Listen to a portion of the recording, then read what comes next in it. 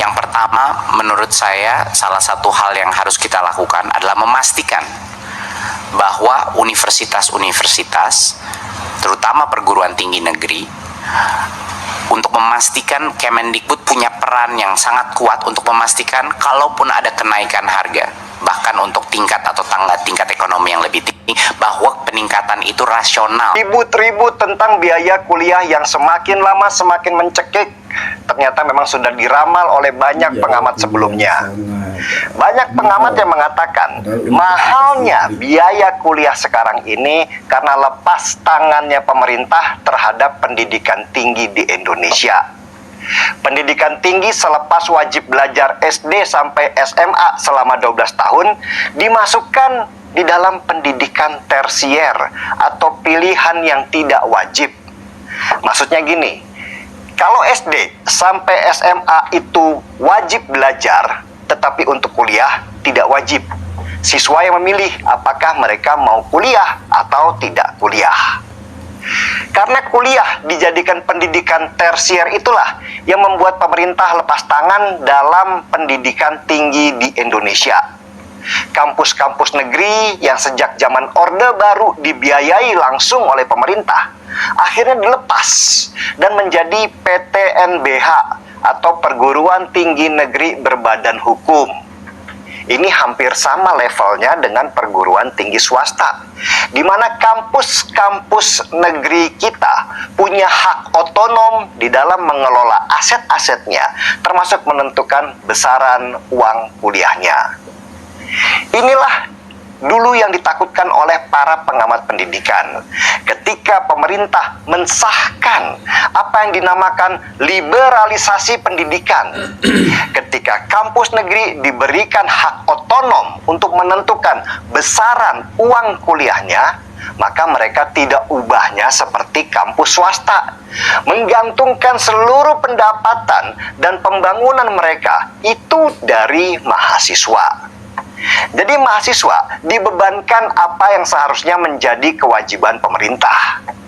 Ketika gaji-gaji dosen naik, ketika pembelian alat tulis kantor naik, ketika ada pembangunan gedung dan bahan baku yang naik, maka uang kuliah mahasiswa otomatis juga naik. Masalahnya, pendapatan orang tua mahasiswa itu sendiri tidak naik. Sehingga ketika seluruh kenaikan itu dibebankan pada mahasiswa, maka beratlah orang tua mereka untuk menanggungnya. Dan dampak ke depannya itu bisa berbahaya untuk negeri ini. Ketika mahasiswa akhirnya tidak kuliah, lapangan pekerjaan mereka itu menjadi kecil. Karena hampir semua perusahaan mensyaratkan para pencari lowongan kerja untuk sudah sarjana atau S1. Kalau nggak pernah kuliah, maka jabatan yang didapat mahasiswa di sebuah perusahaan palingan cuma office boy ataupun security. Itu pun satu waktu lowongan itu akan berebut dengan para sarjana yang punya prinsip kerja apa saja, yang penting ada gajian. Dan pada akhirnya, generasi emas yang dicanangkan oleh pemerintah pada tahun 2045 berdasarkan banyaknya usia produktif itu nanti bukan lagi menjadi peluang, bahkan sangat mungkin menjadi beban negara. Coba bayangkan, tahun 2045 nanti ada banyak sekali anak usia 17 sampai 20 tahunan yang seharusnya mereka itu produktif, tetapi mereka tidak mampu kerja karena pendidikan yang mereka dapat itu terbatas. Akhirnya ledakan penduduk kita nanti akan menjadi ledakan kriminalitas karena tingkat pendidikan yang rendah disandingkan dengan proses pamer kekayaan di media sosial yang bikin banyak mata mereka silau. Saya juga nggak paham kenapa pemerintah kita tidak menjadikan pendidikan ini sebagai prioritas untuk menciptakan generasi emas di 10 sampai 20 tahun mendatang. Seharusnya pendidikan itu adalah hak setiap warga negara. Mereka seharusnya mendapatkan semua itu gratis, ya karena itu adalah hak. Ketika setiap orang punya pondasi pendidikan yang baik, maka kehidupan mereka akan membaik juga, dan mereka akan menciptakan generasi-generasi yang lebih baik lagi. Itulah prinsip dasar dari banyak negara-negara maju seperti Jerman, Swedia, Denmark yang menggratiskan pendidikannya dari SD bahkan sampai S3. Pendidikan di negara maju dipandang sebagai investasi, bukan sebagai bisnis. Pemerintah kita terbalik cara memandangnya. Pendidikan tinggi malah jadi bisnis. Akhirnya banyak yang nggak mampu kuliah dan berakhir jadi manusia yang tidak berguna. Nggak tahu kok bisa kebalik gitu ya pola pikirnya pemerintah kita. Seolah rakyat ini hanya jadi ladang bisnis. Serap hasil keringat mereka dari sisi mana saja, mulai pajak yang tinggi sampai uang kuliah yang tinggi. Yang tinggal dari rakyat cuma tulang belulangnya saja. Dan selama pemerintah tidak mengubah cara pandang mereka terhadap dunia pendidikan yang dibisniskan, maka negara kita terancam lumpuh ke depannya. Dari mana uang untuk biayai pendidikan gratis? Pasti begitulah kata pemerintah. Lah, ya adakan dong.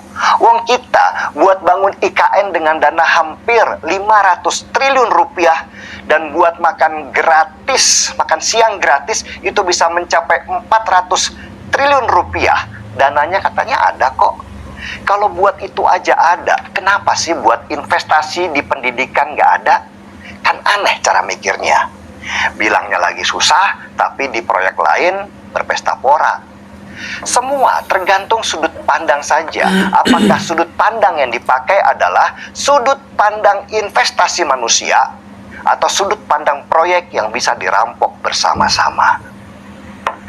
Tapi sepertinya susah bicara pendidikan gratis sebagai investasi di mata para pejabat yang nggak punya hati. Bukannya mencari akar masalah dan memperbaikinya, pemerintah kita malah bikin program student loan atau pinjaman buat siswa supaya mereka bisa kuliah. Ini kan sama saja membangun bisnis baru di atas bisnis yang sudah ada.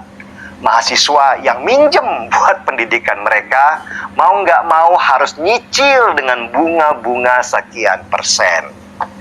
Gila memang cara berpikir seperti ini. Ini seperti menutup luka sayat dengan plester doang. Dan pada akhirnya luka itu akan terus melebar dan menjadi busuk dan bernanah. Butuh pemimpin yang kuat memang untuk bisa menyelesaikan masalah ini. Jokowi sudah gagal meski 10 tahun memerintah. Apakah Prabowo nanti bisa? Kita lihat saja. Sementara seruput kopi dulu aja kita.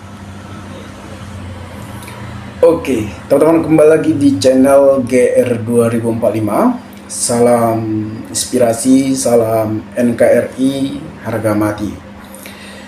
Nah, teman-teman mungkin sudah mendengarkan sedikit edukasi atau pencerahan dari saudara Denny Siregar mengenai UKT atau uang kuliah Universitas Negeri yang akan melonjak naik. Nah, kalau kita bandingkan di negara-negara lain, bahwasannya negara-negara lain mereka menggratiskan uang sekolah dari SD bahkan S3. Orang itu berpikir bahwasannya itu adalah salah satu investasi, adalah satu pondasi yang akan menggerakkan dan membangun generasi-generasi yang akan melanjutkan kepemimpinan-kepemimpinan yang sudah tua. Tapi beda dengan negara kita sendiri, yang dimana negara kita sekolah dijadikan bisnis. Seharusnya itu adalah hak masyarakat untuk mendapatkan pendidikan sampai S1 atau S3. Seharusnya digratiskan dari SD, SMA, SMP sampai sarjana. Kalau kita lihat yang dimana salah satu perusahaan mereka meminta minimal D3 atau S1. Banyak terkuburnya cita-cita anak bangsa Indonesia karena terhalangnya dalam biaya sekolah, dalam biaya kuliah. Apakah pemerintah tidak melihat masyarakat atau anak-anak muda yang memiliki pikiran, memiliki pikiran untuk membangun Indonesia. Apakah teman-teman bisa membayangkan ketika uang kuliah naik? Ini negeri, seharusnya pemerintah menanggung biaya ini, bahkan memberikan gratis untuk anak-anak bangsa Indonesia untuk melanjutkan pendidikannya dalam sarjana. Teman-teman, apakah teman-teman hanya melihat situasi saat ini? Memang Denny Siregar juga mengatakan bahwasannya Jokowi gagal dalam memimpin untuk melakukan pendidikan gratis, dan Denny Siregar juga menyinggung soal IKN yang dimana membutuhkan sangat biaya, makan gratis membutuhkan biaya yang sangat banyak. Kenapa itu tidak dialihkan pada tahap kuliah, digratiskan agar siswa SMA ingin berpikir melanjutkan pendidikannya di sarjana? Jadi tidak heran lagi bahwasannya sekolah SMA, SMP, SD, bahkan di tahap kuliah pun dijadikan bisnis. Kan tidak wajar, teman-teman. Harusnya itu adalah hak kita sebagai rakyat Indonesia yang menuntut bahwasannya universitas itu digratiskan. Coba teman-teman bayangkan, banyak anak-anak muda yang karena ekonomi orang tuanya tidak mencukupi dalam membiayai anaknya untuk melanjutkan sarjana. Karena biaya, teman-teman, seharusnya digratiskan agar anak-anak muda Indonesia bisa menjenjang karir dan melanjutkan pendidikannya di sarjana atau sampai S3. Kita bisa lihat negara-negara lain bahwasanya mereka digratiskan mulai SD sampai S3. Nah, sulit kan teman-teman kalau kita pikirkan program makan gratis nanti akan diadakan, sedangkan uang kuliah negeri sudah hampir swasta. Kalau swasta wajar saja ketika naik uang kuliah, karena itu bukan negeri, ada itu swasta. Ini negeri di anungan pemerintah. Nah teman-teman, mari kita lihat komentar dari saudara-saudara kita. Pak Ganjar punya program bagus, satu keluarga satu sarjana, malah dikembangkan dengan cara keji. Sekarang kalian rasakanlah dampaknya. Nah teman-teman, program yang disampaikan oleh Ganjar ini memang program sangat bagus buat masyarakat Indonesia, yang dimana salah satu rakyat Indonesia yang miskin harus mempunyai keluarga satu sarjana. Tapi nyatanya bahwasannya Ganjar telah kalah. Ya mau gimana lagi teman-teman, katanya mau pilih yang gemoy, gini baru menyesal, nikmati aja ya. Awal Bang Denny Siregar udah ngingati, hati-hati kalau memilih, malah milih gemoy, makan gratis. Nah teman-teman, sekarang kita sebagai rakyat Indonesia menikmatilah. Apakah nanti Pak Prabowo memperdulikan kita sebagai rakyat Indonesia yang ingin menjenjang karir, menjenjang pendidikan dalam pendidikan sarjana ataupun S3? Apakah nanti digratiskan? Ini agak sulit teman-teman. Nah teman-teman, mungkin sekian video ini. Jika ada tanggapan teman-teman mengenai uang kuliah naik atau edukasi dari saudara Denny Siregar ini, maka berikanlah tanggapan teman-teman di kolom komentar agar kita bisa saling tukar pikiran satu antara lain. Salam inspirasi, salam NKRI, GR 2045 melaporkan.